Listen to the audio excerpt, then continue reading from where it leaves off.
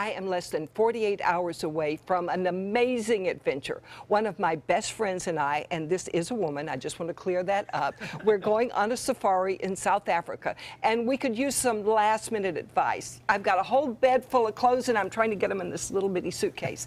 And we have an expert here. Ryan Hilton from Admiral Travel was actually born in South Africa, lived there, and you plan and lead trips to South Africa with Admiral Travel, right? Yes, I do. I spend a lot of time in Southern Africa. You are the man I am looking for. So tell me, what are some things that you must take on this trip? Well, the most important thing is your attention, because what you're going to be seeing and what you're going to be engaging is so rich in content that it's going to fill your days from the moment you wake up until the moment you go to bed. So now, forget all the clothes on your bed. So a lot of people say, well, I'll be afraid to eat over there. Is that going to be a problem? Certainly not. Certainly not. Yeah, I know you're going to be in Cape Town, and on the continent of Africa, there's nowhere that cares more about their food than Cape Town and the surrounding wine-producing areas. Oh, wow. So it's very sophisticated, actually. It is indeed. It's a cosmopolitan city. Many great chefs from Africa have to come through Cape Town. And you may not be that interested in the food I am right not now, interested in the food. But I can be sure wonderful. of you, there are I would be so many sitting there saying, okay, look at your watches. Let's go, people. Let's see Cape Town. Right. What else can you see in Cape Town? The historical elements of the city are rich as well. Oh, well, that's beautiful. The scenic beauty, that photo, you can actually see Robben Island just off in the distance in the water there. That's where Mandela was in prison? Correct. Oh, we're going to see that. And in the foreground is the waterfront area and one of the stadiums where they hosted the 2010 Soccer World Cup. Okay. The District 6 Museum, District 6 is a neighborhood of Cape Town that was tremendously impacted by apartheid.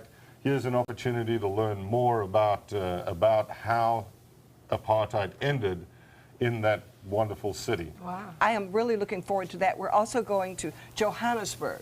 Is that like Cape Town too? You know, notably different. Johannesburg is in the interior, where Cape Town is on the coast. It is the economic capital of the world, so of the country and of the continent. So expect a little more hustle and bustle, a little less stopping and enjoying the scenic beauty. Just outside Johannesburg, there are some good anthropological early man sites that you may get to see as well. I want to see the animals. Tell me about what we'll see on safari. You know, South Africa has some great safari experiences. Certainly you can expect to see the animals that you know now, zebra, cheetah, if you're lucky and in a place for a good safari, but elephant, giraffe, lion, hopefully. All of them are present in South Africa, and it's presented well and supported by great hospitality as well. Linda, bring one back. Yeah. Get a pet. I think not. I'll take lots of pictures. Well, you actually grew up in Zimbabwe. We're going there too. What's that like? Correct. I was born in Zimbabwe. My family has a long history there. So, you know, it'll show you a far less developed Africa, certainly like stepping back in time, where you do get a chance to see the mud hut villages with the thatched roofs and the chickens scratching in the dirt outside.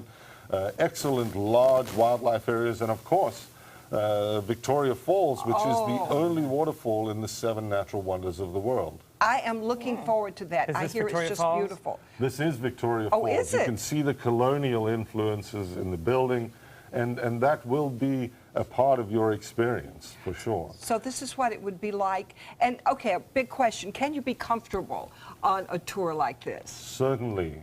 Don't be look at afraid to Victoria Falls. engage. Don't be afraid to talk to the locals. Everybody is so friendly. Many visitors go there expecting it to be the wildlife that'll impress them most, but most often it is the people and the sincerity and the hospitality of the people that you will encounter on the ground. So they're welcoming. They don't resent you being there. Certainly like we not. do sometimes. We aren't so nice to our Ryan, visitors. if Linda could pack one thing to wear, what should it be? To wear a hat. Definitely. That's the one thing not on my bed. The one that you need. You're going to be outdoors a lot. certainly engaging all of the sites of the history of Cape Town and around Johannesburg and definitely in Zimbabwe. It's a great time of year to be there. It's summer. Oh, good. Pretty arid area, so you can expect some sunny days and maybe a bathing suit. You may want to. I don't think so. No, Beth would take a bathing suit, Don't not jump me. into the Zambezi River. They have alligators? Lots of crocodiles. Okay, I promise I won't do that. Well, if you're interested, and I know you will be when I show you the pictures when I come back, to go on an African safari, you can contact Ryan at admiraltravel.com and have somebody that really knows what it's like there. Thank you so much for your advice. And next, we're going to have a headliner from McCurdy's.